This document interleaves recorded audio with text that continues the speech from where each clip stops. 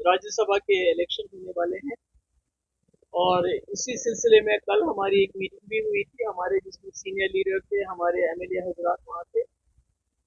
इसको लेके कि हमारा क्या होना चाहिए, राय अमल हमारा क्या होना चाहिए। जैसा कि आपको मैंने पहले भी बताया कि फारूक साहब का फोन आया था मुझे कई दिन पहले कि भाई अ, हमें आपकी वोट की जरूरत है। और मैंने उनसे कहा था कि हमें बेशक हम आपको वोट दे सकते हैं, पर हमारी एक दो शर्तें हैं। एक तो जो हमारे बिल्स हैं, जिसमें लैंड रेगुलराइजेशन का बिल बड़ा इम्पोर्टेंट है।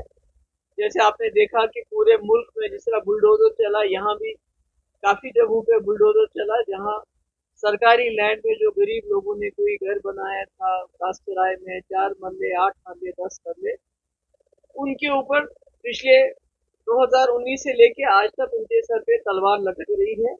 हम चाहते थे ये तलवार हट जाए, वो लोग भी जीना इज्जत से जिए। इसमें शेड्यूल्ड ट्राइब कम्युनिटी के लोग ज्यादा इसमें शिकार होते हैं, जैसे हमने जम्मू के सांबा हो, कुटवा हो, उन इलाकों में देखा, कश्मीर में भी बहुत ज्यादा हुआ।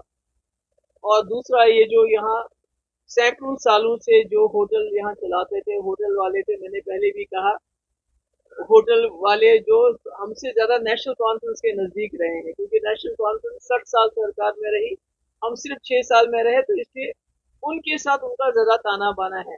मगर आज वो भी खतरे में है। वो होटल वालों की जो लीज है वो भी खतरे में है।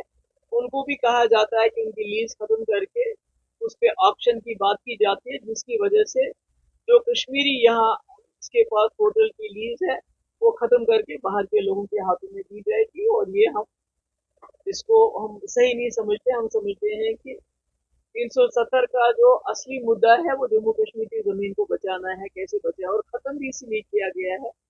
तो अब इसको देखते हुए हमने वजीर साहब ने एक बिल लाया है कि रेगुलराइज होना चाहिए। जो गरीब लोगों के पास घास चराई में मकान है, दुकान है, जो है, उसको रेगुलराइज किया जाना चाहिए। उनको उसकी ओनरशिप मिलनी चाहिए, मालिकाना हुकूक मिलना चाहिए। इसी तरह जो होटल वाले आज सैकड़ों सालों से होटल चला रहे हैं, यहाँ कोई 150-150 पुराना होटल की लीज चल रही है, तो उनसे, उनके हाथों से छीन के वो बाहर के लोगों को दिए जाने का रास्ता हमवार नहीं किया जाना चाहिए। ये एक हमारा बिल था और मैंने फारूक साहब को जिक्र किया कि आप हमारे बिल पास करने में हमारी मदद कीजिए। आपके पास मेजोरिटी है, स्पीकर आपका है, असेंबली आपकी है। तो आपको याद होगा कि जब मैंने इस बिल का जिक्र किया तो उस वक्त सुनील शर्मा ने कहा था कि हम देखेंगे ये बिल कैसे आएगा, थ्रेटन किया था, और इस बिल को लैंड जहाद का नाम दिया। तो मैं उम्मीद करती हूँ कि नेशनल कॉन्फ्रेंस से जो एक हिसाब से एश्योरेंस थी, क्योंकि कल शमी ओबराय भी मेरे पास आए थे, उन्होंने भी कहा, उमर साहब ने भी कहा कि भाई जो भी प्रो पीपल बिल होगा हम उसको ऑब्स्ट्रक्ट नहीं करेंगे। तो मैं उम्मीद रखती हूँ कि हम जो इस वक्त पीडीपी 3 वोट लेके बीजेपी को दूर रखने के लिए एक ऐसी जमात को वोट डाल रहे हैं जो मेरे ख्याल में उस लायक नहीं है। क्योंकि हम ये सोच के वोट डाल रहे हैं कि हम चाहते हैं कि जो फासिस्ट फोर्सेस हैं, कम्युनल फोर्सेस हैं, उनको किसी भी कीमत पे रोक लेना है। मगर ये लोग ऐसा नहीं सोचते। ये वक्तन फवक्तन जब पीएचडी हमने बनाई कि हम जम्मू कश्मीर को एक यकजहती यकजा करके रखेंगे, एक कलेक्टिव लीडरशिप देंगे, ताकि जो आने वाला मुसीबत है बीजेपी की तरफ से उसका मुकाबला कर सके, उसको भी तोड़ दिया जब इनको अपने लगा कि इसमें फायदा नहीं है। आज जबकि इंडिया अलायंस का ये हिस्सा है और कांग्रेस सबसे बड़ी पार्टी है, और कांग्रेस वाहिद ऐसी पार्टी है जिसका लीडर वाहिद राहुल गांधी जी इस वक्त पूरे मुल्क के अंदर मुकाबला कर रहे हैं बीजेपी का। तो इन्होंने उनको भी राज्यसभा से बाहर रखा इस वक्त। एक सीट क्या चीज होती है? यानी मेरे कहने का मतलब है ये इस लायक तो नहीं है कि इन पे भरोसा भी किया जाए, इनको वोट भी दिया जाए। और चूंकि हमारा मकसद बड़ा है, जैसे पीएचडी बनाते वक्त मेरा मकसद बड़ा था कि हम मिलजुल के जम्मू कश्मीर की हिफाजत करेंगे, यहाँ के लोगों की हुकूक की।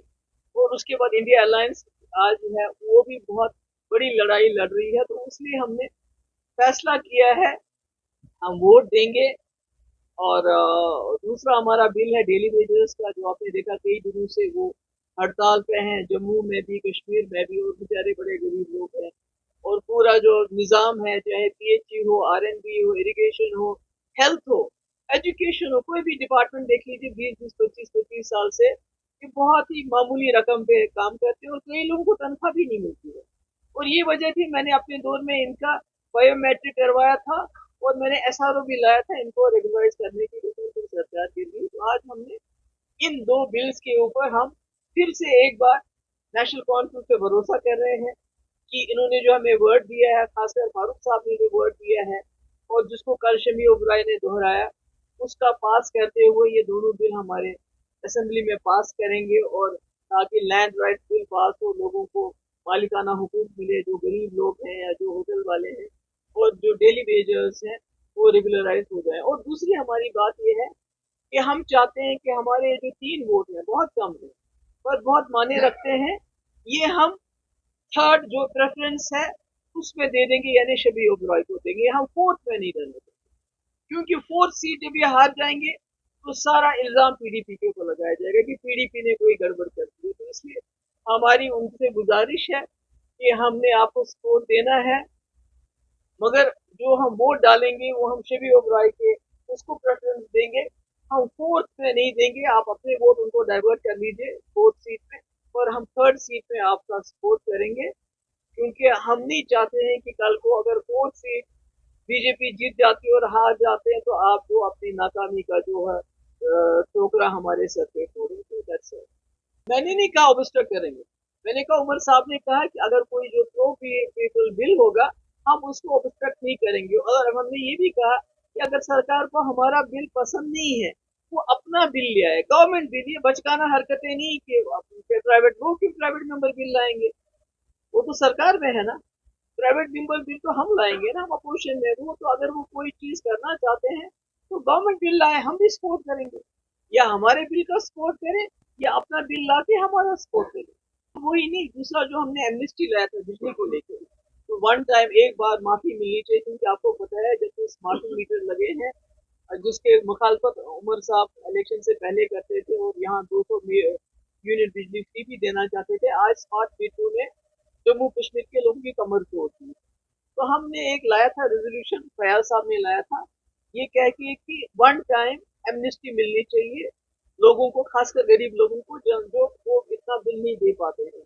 तो उसको भी रिजेक्ट किया, इसको भी रिजेक्ट किया। तो मगर मैं चाहती हूँ कि बिल को जो है उसको एक्सेप्ट करना चाहिए। अभी मेरे ख्याल में ये ball is in their court, ये लोगों की अदालत में है।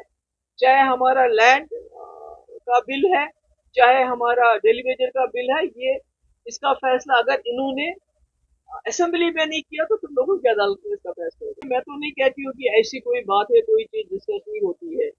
370 भी सब जजेस था, बीजेपी हर जगह 370 की बात करती है, कहाँ 370 की बात है।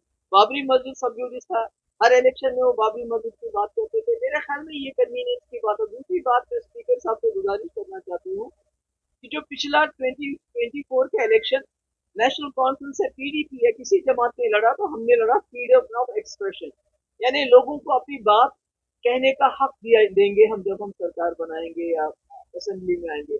आज उसको फिर से दबाया जा रहा है, क्योंकि मैंने सुना जो भी जर्नलिस्ट हैं, मीडिया के लोग हैं, बहुत सिलेक्टिव उसमें उनको अंदर आने दिया जाता है। असेंबली के अंदर बहुत सिलेक्टिव हो रहा है। आम जिस तरह हमारे वक्त में जितने भी लोग आते थे, जो चाहते थे दिखाते थे, बोलते थे, उस पे काफी ज्यादा उनको बताया गया है कि ऐसे नहीं करना है। तो तीसरा मैं मुझे ध्यान आया कि मैं उमर साहब से कहना चाहती हूँ कि इन्होंने, सुनील शर्मा ने हमको धमकी दी है कि आपका बिल असेंबली में नहीं आएगा, ये लैंड जहाज का बिल है।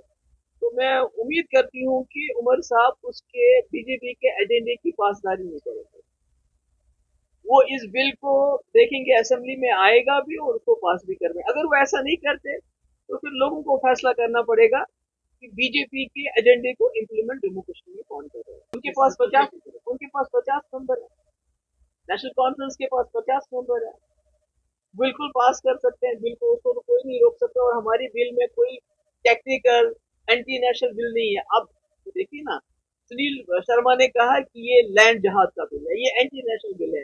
तो अगर उमर साहब भी ऐसा समझते हैं, हमारे स्पीकर साहब भी ऐसा समझते हैं, तो वो और बात है। तो इसका मतलब कि कहीं ना कहीं जो कांग्रेस को राज्यसभा से बाहर रखा गया, किसके एजेंडे की ऊपर उनको रखा गया बाहर? तो सोचने वाली बात है। और अगर आज हमारा लैंड का बिल बाहर रखा जाए, उसको वोट नहीं किया जाए, तो इसका मतलब है कि जो सुनील शर्मा ने धमकी दी उसको नेशनल कॉन्फ्रेंस पूरा कर रही है। सीधी बात है। Thank you.